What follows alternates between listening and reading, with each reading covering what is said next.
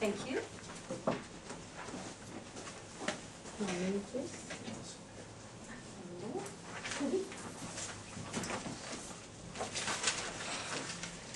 Good evening, ladies and gentlemen, and fellow Toastmasters. What a great subject to be talking about this evening, preparation and practice. Benjamin Franklin once said, by failing to prepare, you are preparing to fail. And they are certainly very wise words. Now, there's one thing that I've learned from being in Toastmasters, and that is that there are actually no shortcuts. Preparation and practice is vital to you giving a professional presentation. So let's talk about preparation. You've been invited to deliver a speech. The first thing I think you need to do at that point is find out as much as you can about your audience. Are you going to be talking to 10 people, or are you going to be talking to 150 people? What would the age gaps or the age limits of those people be? And what would the educational standards of those people be? Because you need to prepare your speech so it's appropriate to your audience. So once you know those details, you can set about actually writing your speech. What I do when I'm going to deliver a speech, I write the speech out in full, and then I read the speech out loud. I'm always aware that reading the speech is much faster than speaking the speech. So when I time my reading, I also have to be aware that speaking the speech will take a longer period of time. So then I make adjustments to my written out speech. And once I've made those adjustments, I then go through the speech and select the most important topics in that speech, like the real points that I want to get involved in that speech, the things I really have to remember. And I mark those and I make them as bullet points. Then I blow it up big, a big font, and I print it out on one sheet of paper like this. Then I'm able to put it on a lectern, and I can briefly glance over here to see what I should be saying next, while still keeping in contact with my audience, which is a really important thing to do. So once I've done that, I'm ready to go. You can also use little palm cards, and I have some palm cards in my handbag, so this is terrible. But you can also use palm cards, especially if you don't have a lectern at the venue that you're speaking at. Palm cards could come in very, very handy, and also you just have little dot points on your cards, and you can hold them in your hand, and they're not too much in the way, and you don't have to refer to them if you don't really need to. But if you get stuck, there's nothing more than going, oh heavens, what should I say next? What was it? What was it?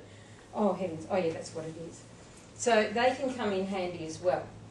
There are also a few electronic things that you can use these days. Some people use their iPhone or their iPad. Now, as I am a woman of a certain age, I have to tell you that those electronic devices don't thrill me much at all. And I couldn't think of anything worse than trying to read my speech while I'm presenting it on my iPhone. I think that would be terrible. As a matter of fact, I've only seen one person do it, and she actually did sort of get into trouble every time she referred back to it. I have also heard that there is a teleprompter app that you can get for your iPad. So you could put your iPad on the lectern with the teleprompter, and it would scroll along while you were delivering your speech. And this too would need some practice, because it would be too bad if the teleprompter went too fast and you're here, oh dear, I have to speak really fast. And then, of course, there are the typical technological failures from time to time, and there would be nothing worse than you're up here giving the best presentation you've ever given in your whole life, and you turn around and the teleprompter has nothing on it. Imagine how horrifying and panic-stricken you would be. So be aware of technological failures. Also, when you've got your speech prepared, you know when and where you're going to be making it, what do you need to take to that speech? Do you need a laptop? Are you going to do a PowerPoint presentation? Is there a screen available that's appropriate to your audience size? Are you going to have handouts? When will they be handed out? Who will hand them out? Take care of those logistical issues. Will you need a flip chart? Will you need a whiteboard? Are those things available at the venue? These are things that you need to find out beforehand. And also, I have seen many, many presentations where the presenter gets to the whiteboard with the whiteboard marker and lo and behold, it never works.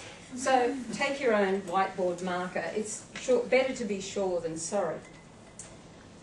And then you get to the point of, what shall I wear? Because you are actually giving a presentation, but you are also a visual presentation. So you're partly part of the presentation.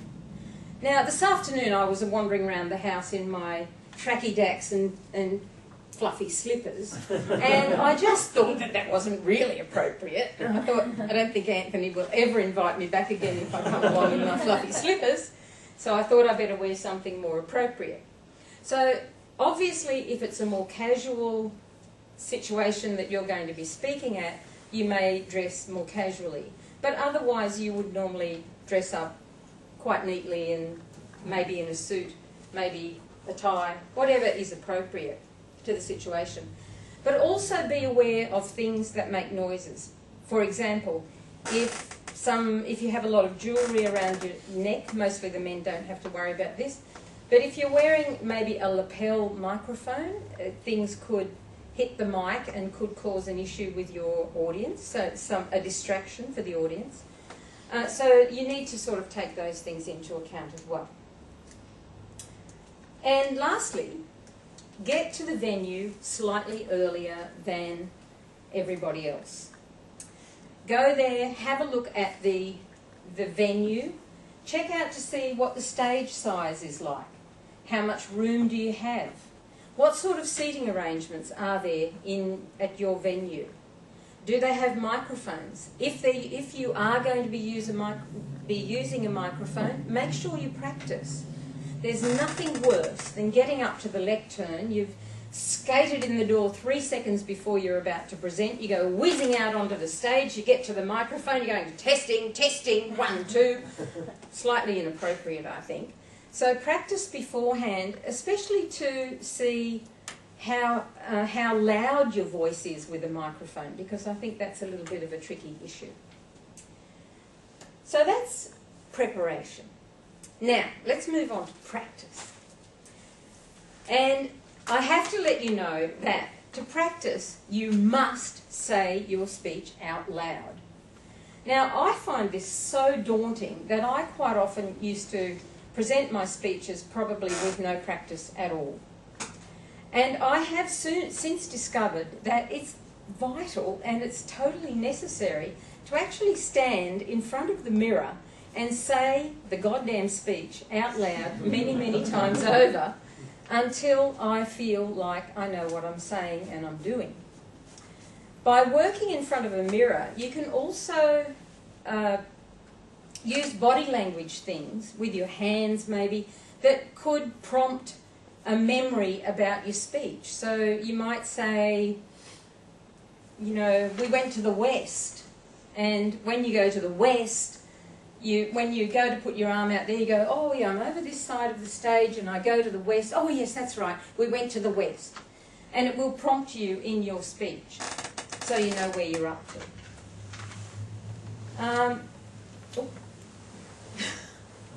So it's very important. You can also record yourself on your iPad or your iPhone. You can play that back to you and see what it sounds like. You can video yourself, which is a fantastic thing to do, and play that back and just see what your body language is and how you present to your audience. So it is very important. If you don't feel safe in front of the mirror, which it's taken me a long time to even think about getting used to, but if you don't feel safe in front of the mirror, Do it in the shower. Do it in the car. Do it in the park. Walk down the street with your earphones in, looking like you're talking on your mobile phone, but say your speech. Nobody knows any different. Just do it, do it, do it. How much do you need to practice? You need to practice as much as you need. You just need to keep on doing it until you feel confident to deliver your speech confidently. And I think with all of that information, we can probably rewrite Benjamin Franklin's famous quote and say, by succeeding to prepare, you are preparing to succeed.